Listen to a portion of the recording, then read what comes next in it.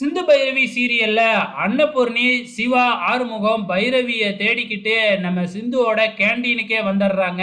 நல்ல வேளை அன்னபூர்ணி வர்றத தெரிஞ்சுக்கிட்டு அவங்க போய் ஒரு இடத்துல ஒளிஞ்சிக்கிறாங்க. இங்க வந்து கேட்டா கேண்டீன்ல இருக்கிறவங்களாம் அவங்க வரவே இல்லை அப்படின்னு பொய் சொல்லிடுறாங்க. இதனால அன்னபூர்ணி திரும்பி போயிடுறாங்க. அன்னபூர்ணி போனதுக்கு அப்புறம் தான் ஒளிஞ்சிருந்த 3 பேரும் வெளியில வராங்க. அதுக்கப்புறம் என்ன, அவங்க அம்மா போனதுக்கு அப்புறம் பின்னாடியே போயிட்டு நாங்க போய் மாத்திரை வாங்க வரப்பதான் இதுக்கு போயிருந்தோம், மெடிக்கல் ஷாப் போயிருந்தோம் அப்படின்னு பொய்ய சொல்லி நம்ம அன்னபூர்ணிய வீட்டுக்கு அழைச்சிக்கிட்டு போயிடுறாங்க. இந்த பக்கம் வீட்டில் நம்ம ஆறுமுகம் அயன் பண்ணிக்கிட்டு இருக்கிறாப்புல புடவைய எல்லாத்தையும், பைரவியோட புடவைய. அந்த நேரம் பார்த்து வந்து பார்த்தீங்கன்னா சுவாதி ஃபோன் பண்ணுறாங்க ஆறுமுகத்துக்கு. எனக்கு பட்டை விடணும்னு போல இருக்கு, எப்படி பட்டை விடணும்னு தெரியல, நீ கொஞ்சம் மொட்டை மாடிக்கு வரியா அப்படின்னு கேட்ட உடனே ஆறுமுகம் அயன் பண்ணிக்கிட்டு இருக்கிறத அப்படியே துணியிலேயே வச்சுட்டு சுவிட்சை கூட ஆஃப் பண்ணாமல் போயிடுறாப்புல. அங்கே போயிட்டு வந்து சுவாதிக்கு பட்டம் விடுறதுக்கு கற்றுக் கொடுத்துக்கிட்டு இருக்கிறாப்புல.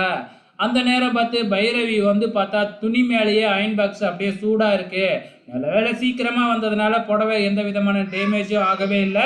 அதுக்கப்புறம் வந்து பார்த்தீங்கன்னா பைரவி ஆறுமுகத்தை தேடிக்கிட்டு மேலே போனால் இங்கே சுவாத்தியோட பட்டம் விட்டுக்கிட்டு இருக்கிறாப்புல. நம்ம பைரவிக்கு பயங்கரமாக கோபம் வந்துருச்சு.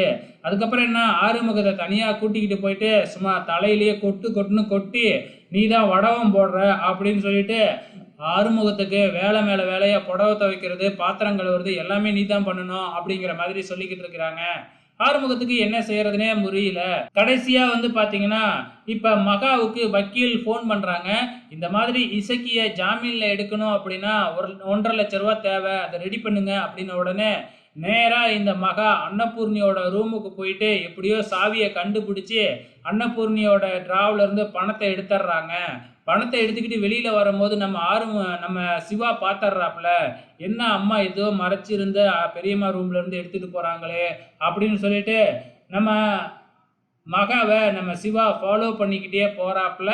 இதோட இன்னிய எபிசோடு முடிஞ்சிருச்சு. வெயிட் பண்ணி பார்க்கலாம் நாளைக்கு என்ன நடக்க போகுதுன்னு.